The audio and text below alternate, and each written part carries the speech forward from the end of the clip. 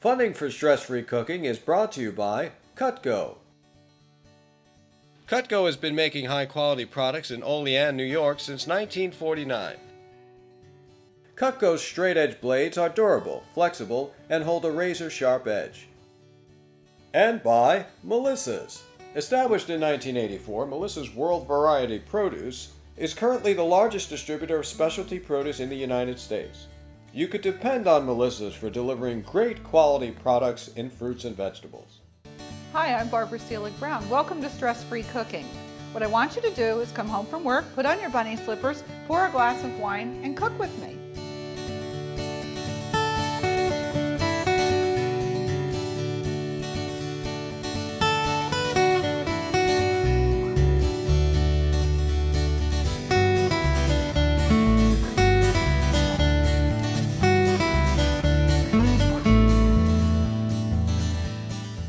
Hi, I'm Barbara Seelig-Brown. Welcome to Stress-Free Cooking. Today, I'm putting on my bunny slippers, I'm pouring a glass of wine, and I'm going to cook some great dishes for your favorite game day. So whatever that is, whatever team is your favorite, this menu was inspired by my favorite Patriots fan, but it's still good for any team that you're rooting for. The first dish that I'd like to prepare is a stromboli. I know it's one of America's favorite dishes. We're going to use a basic pizza dough and fill it with some pepperoni and some mozzarella cheese. It goes into the oven and it can cook while you're doing something else. So we have lots to do, so this has to go in the oven first. So this is 1/2 of the recipe, so I'm going to make 2 strombolis from 1 recipe of pizza dough. Pat it out. I have a parchment lined baking sheet. This will keep it from sticking. So let's stretch this out, okay? And just pat it out as best you can. It's always going to be a little different shape and a little different size. It really just depends on the elasticity of your pizza dough and the rising time. So I'm trying to get it into a nice rectangle, okay? And that's pretty good. So now, really simply, all I do is take my sliced pepperoni, you get this in the deli department of your favorite store, and just start layering. Put as much or as little as you want. Pepperoni does have some oil in it, so if we put too much, you're going to end up with a little bit more oil maybe on the baking sheet than you'd like to have. So I usually just do 1 thin layer. And don't forget, we're adding some cheese. You can also use sausage. If you're using sausage in this, you want to use cooked sausage. You could put vegetables in here. Sometimes I do caramelized onions and blue cheese. And some sliced mozzarella cheese, again from the deli. If you use shredded cheese, it tends to ooze out a little more, so the sliced cheese works a little bit better. And then, once this is layered, all we do is roll it up like a jelly roll. So start from either end, but you want to roll it up long ways. And roll it up as tightly as you can, okay? And you're working on parchment, which is going to go right into the oven, so you can move this around a little bit easier. It doesn't stick to the parchment, which is another great reason for rolling it up on the parchment paper. Now you want to just pinch it, and sometimes these pop open, but don't worry, it's okay. And what I do is pinch the seam, try and get it to stick together, and then turn it over seam side down. I usually take away all of the excess dough at the end and pinch that again, okay? And now you could almost make 2 little garlic knots if you wanted to, but anyway, so that looks good. So we're going to center this on the baking sheet. Make sure it's sealed well. We pop this into the oven about 20-25 minutes till it's golden brown.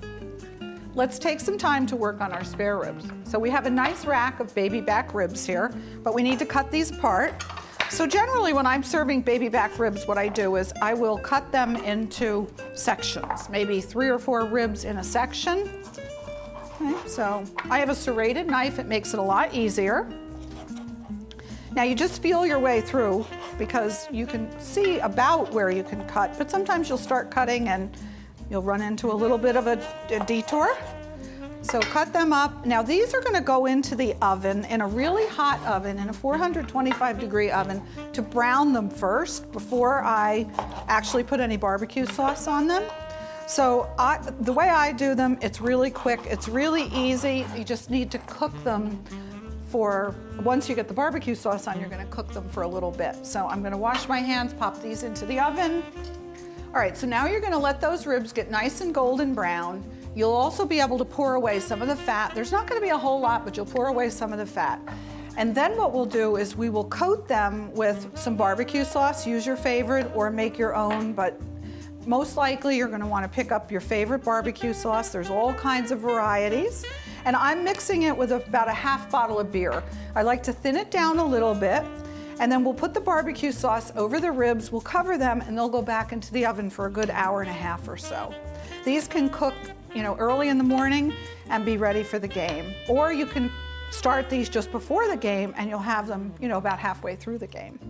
Okay, so while the ribs are cooking, let's get a clean cutting board and we'll go on to sausage and peppers. So what we're gonna do is we're gonna cut this into bite-sized pieces and toss it into the baking dish. This is just about a pound of sausage. Probably you'll wanna do a little bit more, but for us for today, this is enough. And I'm using a serrated knife so that the sausage cuts well and doesn't get squashed. All right, so now we need another cutting board. Now what I want to add to the sausage is some fresh garlic.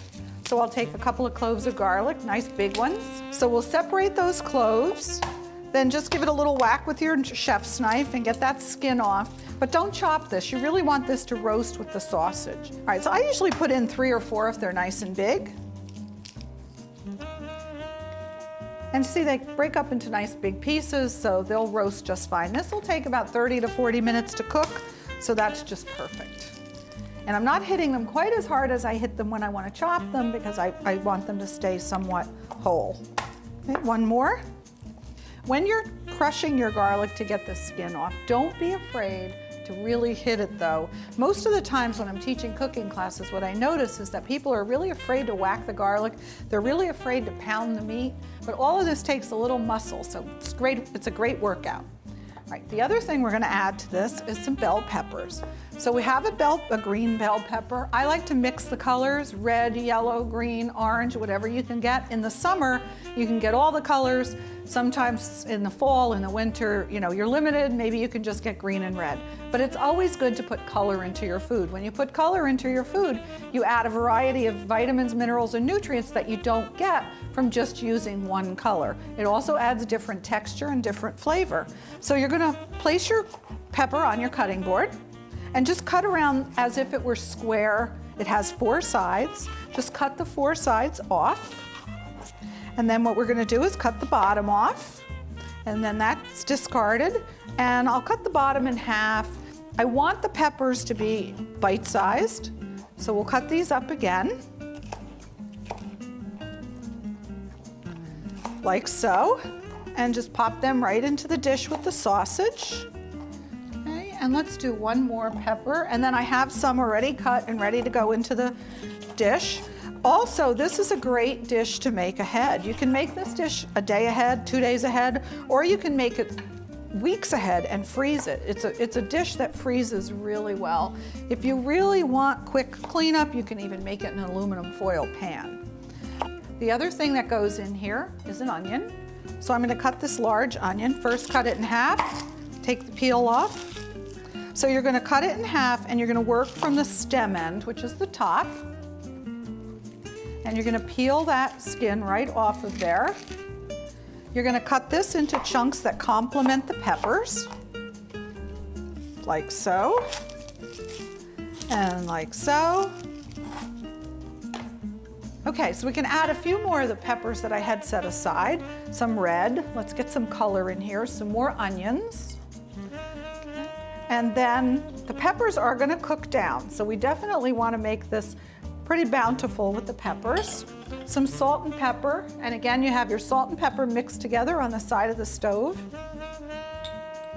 Toss this around.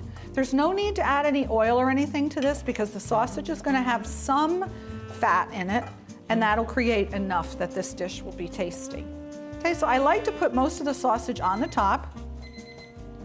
And it sounds like my stromboli might be ready. So I'm gonna pop this into the oven and check on my stromboli. And what would a game day party be without lots of salsas and dips?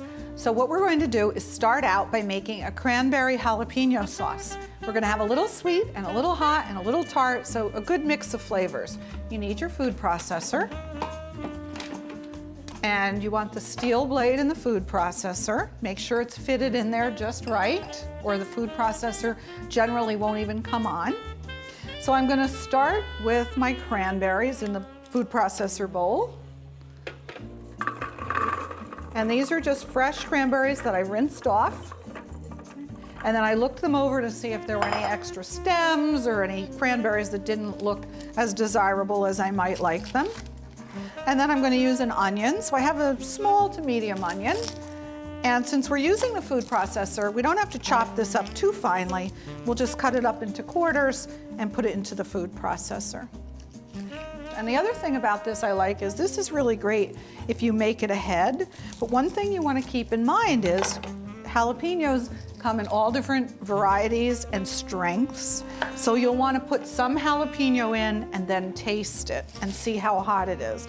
Plus, if you're making it for a large crowd, you really don't always know who likes it really hot and who doesn't. So I generally will start out a little bit on the lighter side. And the other thing we can do is we can always put a little extra jalapeno on top of it as a garnish for those that really, really want it hot. So we'll seed this. It's a good idea to wear rubber gloves when you're doing this, also if you're extremely sensitive to the heat. Get those seeds out of there. Okay, and then cut this up into chunks, but it doesn't have to be fully chopped. All right, and we need lots of cilantro. Most of the salsas that we make today are going to use a lot of cilantro. So we'll just put some cilantro in here. I'm going to put about 2 tablespoons of honey in here. 1, 2, and we'll start to blend this.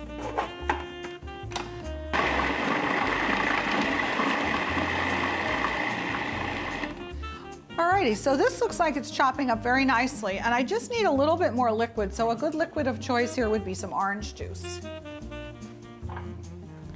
So let's just get this rolling, and then we'll add the orange juice until it looks like a nice consistency.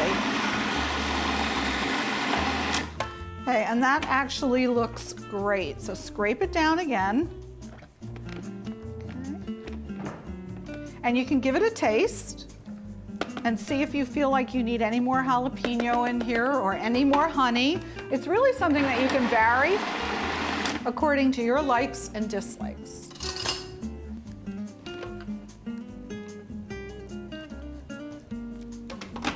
This has a nice amount of heat for me. It's actually a little on the hot side, but I happen to like things really hot and spicy. One last turn, and it's done. All right, let's put this in a bowl, put it in the fridge, and let those flavors blend.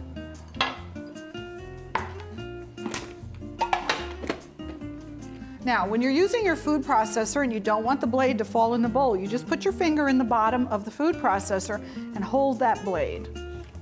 And that way you won't end up with a nice big splash in the bowl. Okay, so there we go. Good color. And we'll cover this and pop it in the fridge.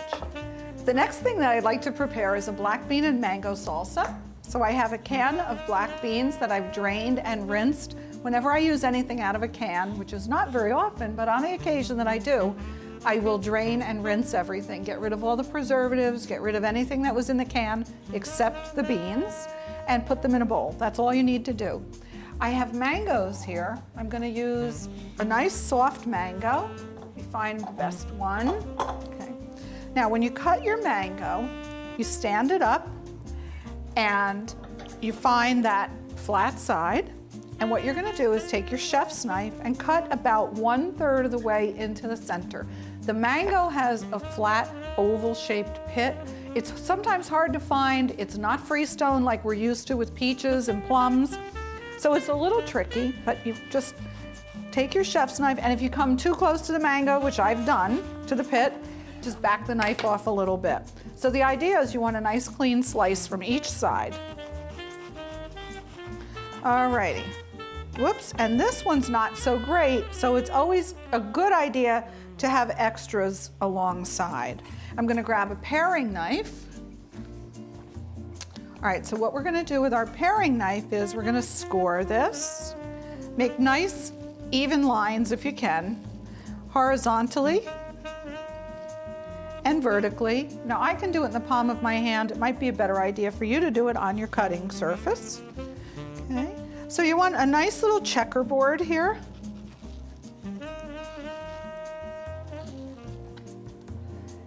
And then all you do is turn the mango inside out, and you're going to cut these little squares off of the fruit and just let them fall right into the bowl with the black beans. Okay, and you'll do that with both halves. So then all you do is you take the pit and you're going to trim around it, just trim the skin off, and you're going to take away as much of the fruit as you can. You never know what you're going to get, you never know how much there's going to be, but just cut it up. Do the best you can trimming this. And mango is a member of the poison ivy family, so if you've ever felt that you had sort of a stinging sensation when you ate mango, that's probably why. Maybe you have a little bit of an allergy to poison ivy. Now what I'm going to do is take a lime, and the lime should be at room temperature. Any citrus that you use should be at room temperature. You roll it on a cutting surface or your kitchen counter to soften it up a little bit. And then you take your knife and you cut it in half, and you take a fork and you just twist the lime around the fork and get as much juice out of it as you can. And I usually use 2 limes when I'm making this dish, and a little salt and pepper, and lots of cilantro. Okay. And this is also great if you make this a day or 2 ahead, because then the lime and the mango really blend with the black beans and it gives you a really delicious flavor.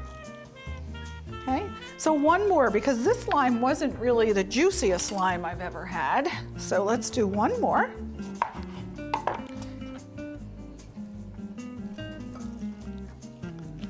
And this one's much juicier, so it's a nice combination. Two limes would be perfect in this today.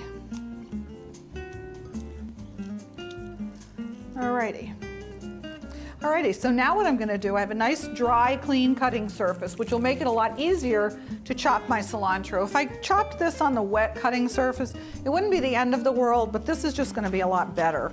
So anytime you have working with herbs, you want to make sure that the herbs are dry and the knife is dry and the cutting surface is dry. That way they won't be crushed, they'll actually be cut very nicely. Okay, so we'll just chop this roughly. Okay, and I like to use my herbs when they're rough cut so that I see them in the food. Okay, if I go through the trouble of using something really fresh, I like to make sure that we know it, okay? So we'll put that in the bowl, a little salt and pepper. And again, we have our bowl with our salt and pepper already mixed, not too much. I'm gonna give this a little toss. Okay, and this just needs a drizzle of extra virgin olive oil to blend all the flavors, and it will be done, and it can go in the refrigerator until serving time. So just a drizzle, not too much. Okay. And the colors are beautiful, and it's really flavorful and delicious. So it'll be a refreshing treat at our game day party. Alrighty, let me just grab, you know what? All I have to do is actually turn my cutting board over because this side is clean. I'm gonna wipe off my knife, and we're gonna do a quick guacamole. So I have 2 avocados. These are nice and soft to the touch. You want to buy them soft to the touch. Again, this is one of those things that if you buy it when it's hard, oftentimes they don't ripen properly at home, so you'll end up with a couple of avocados that you're not using. If you're not going to use them right away, make sure you don't buy them too soft, because once they get soft, once they get very pliable, they will go bad very, very quickly. So it's not something you can really keep around as sort of your pantry item. So you're gonna take your chef's knife, and the avocado has a big round seed or pit in the middle. Just cut around the avocado, cut around the skin, and then you twist off, and you'll see that pit. So we're gonna do 2 avocados.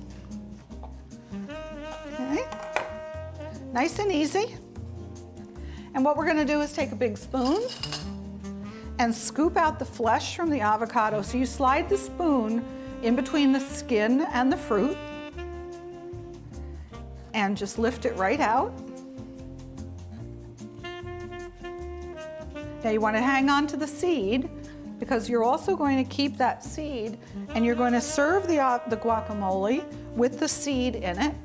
So now you take your chef's knife to get the seed out of the other half and you whack it and you turn it and you pull it out.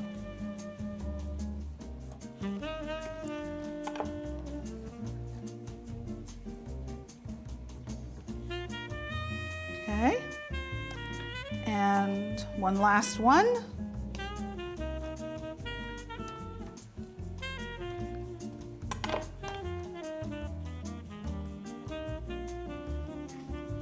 The last thing I'm going to do is I'm going to grab a fork. I'm going to mash my avocado with a fork. I'll add some lime juice to this and some salt and pepper, and literally that's it. You can add some tomato to guacamole if you like, but if you're serving a tomato salsa, I don't think you need the tomato in the guacamole. And avocado is one of those healthy fats, so we don't have to feel guilty about it. Okay, this one has looked very soft, but it's a little bit harder to mash this one up. But once you get it started, it goes pretty quickly.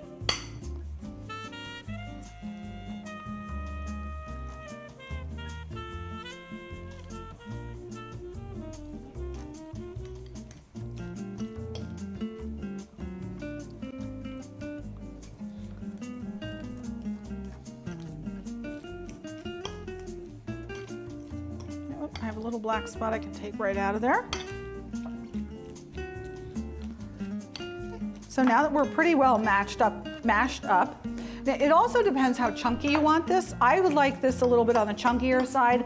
Some people probably like it really, really smooth, and some people probably like it with big chunks. So it's your preference, do it however you like it. It's your kitchen, it's your cooking, it's your time, it's your party.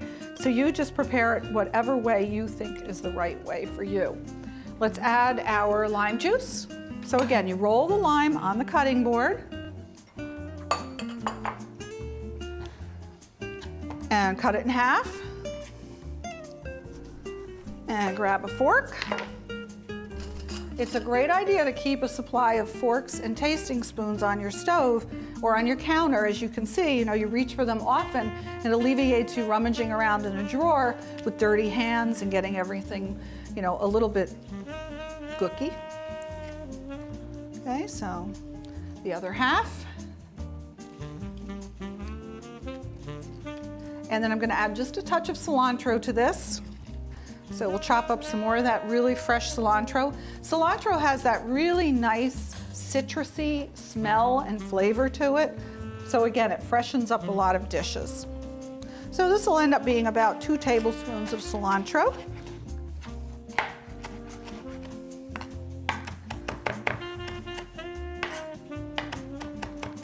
And cilantro is also one of those herbs that you can use the stems. It's just like parsley. It's not a woody stem. And there's a lot of flavor in the stem, so it's quite all right to use the stem of the cilantro. Alrighty, so mix this up. And the most important thing that you don't want to forget is to return that pit to the guacamole. A little salt and pepper. Salt really heightens flavors. If you cook without salt, everything ends up tasting so bland. So just a little bit of salt, a 1/4 teaspoon, a 1/2 teaspoon, really, really makes the difference in the dish. So I'm going to put my pit back in here,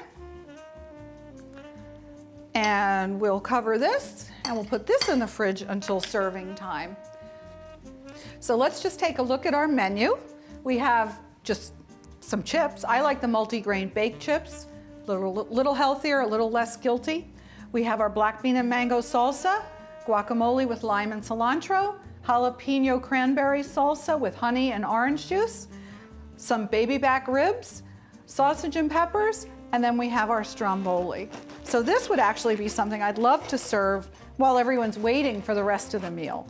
I'm Barbara Seelig-Brown. Thank you so much for joining me today on Stress Free Cooking, and I hope you enjoy the game.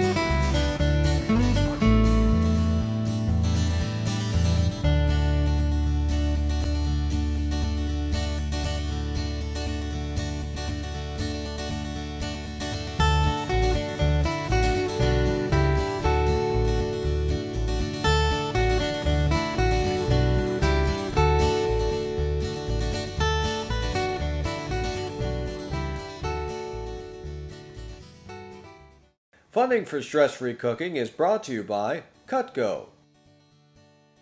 Cutco has been making high-quality products in Olean, New York since 1949. Cutco's straight-edge blades are durable, flexible, and hold a razor-sharp edge. And by Melissa's. Established in 1984, Melissa's World Variety Produce is currently the largest distributor of specialty produce in the United States. You could depend on Melissa's for delivering great quality products in fruits and vegetables. Enjoy Barbara Seelig-Brown's cookbook as she shows you how to make stress-free dishes in the comfort of your own home. Offer made by Stress Free Cooking for $19.95.